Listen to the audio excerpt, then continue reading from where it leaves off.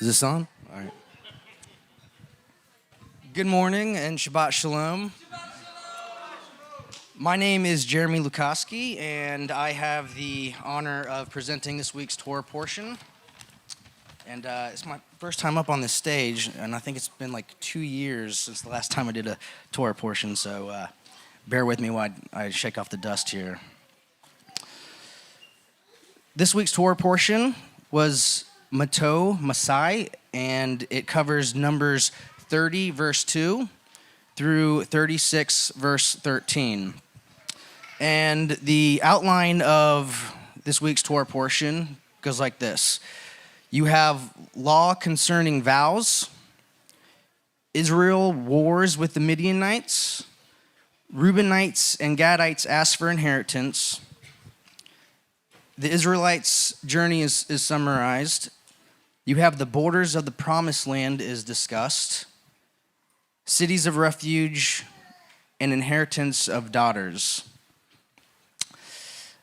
My focus today will be on chapter 31, where Israel wars with the Midianites. And the chapter begins with Yahweh speaking to Moses, telling him to execute vengeance for the Israelites against the Midianites. After that, you will be gathered to your people. In verse 3, Moses tells Israel they will go against Midian to inflict Yahweh's vengeance on them. And if we remember that the Midianites caused Israel to be unfaithful to Yahweh. And I find it interesting that Yahweh tells Moses to execute vengeance for Israel against the Midianites, and then Moses goes and tells Israel to inflict Yahweh's vengeance on the Midianites. And as image bearers of Yahweh, when we are walking in obedience to him, our righteousness is his righteousness. It's not our righteousness at all, because without his word, without his instructions, we wouldn't even know how to navigate in this fallen world. And so we see that the purity of his people and the preservation of his people is important here. They go to war, and Israel kills all the males, the 5 kings of Midian and Balaam. They bring back the spoils of war, and Moses becomes furious with the officers and the commanders. And in verses 15 through 16, Moses says, "Have you let every female live? They are the ones who at Balaam's advice incited the Israelites to unfaithfulness against Yahweh in the Peor incident, so that the plague came against Yahweh's community." So if there's something to take away from this portion, it's, gentlemen, be careful of those women. Moses then instructs to kill all the male children and every female who has known a man. I struggled with this. What do we do with this? We know that this is not a vindictive, vengeful God of the Old Testament, that this is the same loving God that is exemplified through the persona of Yeshua in the New Testament. So what do we do with this? To me, this reveals 2 things. 1, God is sovereign. He is the author of life and death.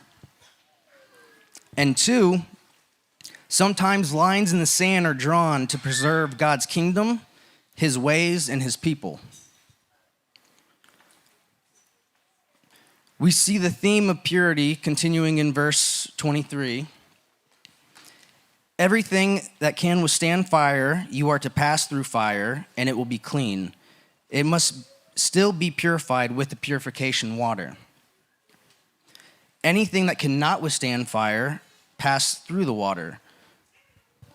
This reminded me of the Lord's Day and the resurrection, when some will pass through fire and others will be born again with new bodies of spirit and water. And it got me thinking about purification and accountability as a community. 2020 was a tough year for everyone, and I would say that it was the year of drawing lines in the sand. I know I drew some lines in the sand. And we tend to draw these lines and not discuss them out of fear. Fear of not being understood, fear of coming off as unloving, or fear of offending.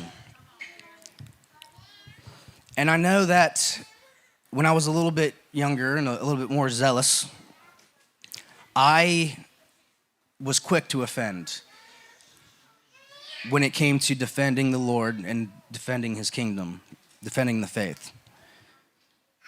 I would take out my sword, slice some ears, putting love aside.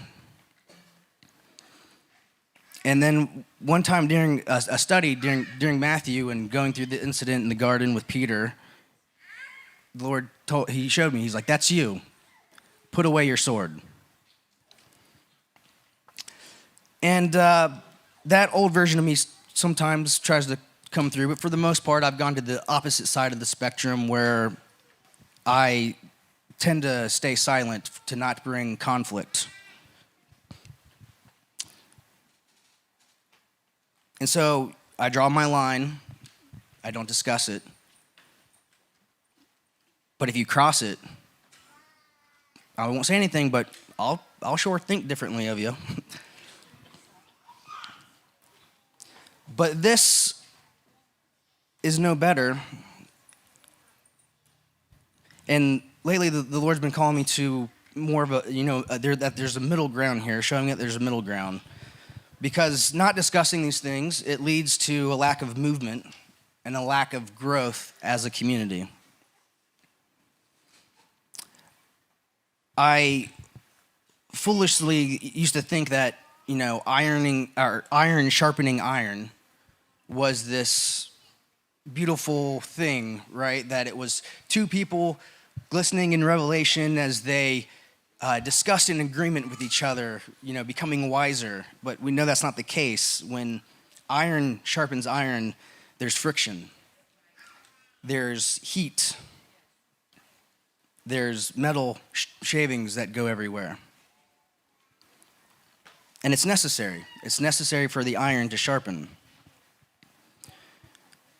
And you're going to offend, because sometimes the truth does offend people. I know when my wife calls me out on my stuff, I get offended. More often than not, I get offended. And then once I set my pride aside, I become grateful for the accountability, because it makes me want to grow as a person. And even if we look at Yeshua, who walked perfectly in spirit and truth, anchored in love, he offended people. Whether it was pointing out to a woman that she, in fact, had more than one husband, or him flipping over tables, or calling a whole group of people a brood of vipers. And yet we know that he loved these people all the same. And how do we know that he loved them? Because he died for them too. There's something to learn there as a community of believers. And as we grow, not only in number, but as in faith and as a faith family, even though we may disagree and sometimes even offend each other, let us not forget our vocation to lay down one's life for another and to serve each other. Thank you.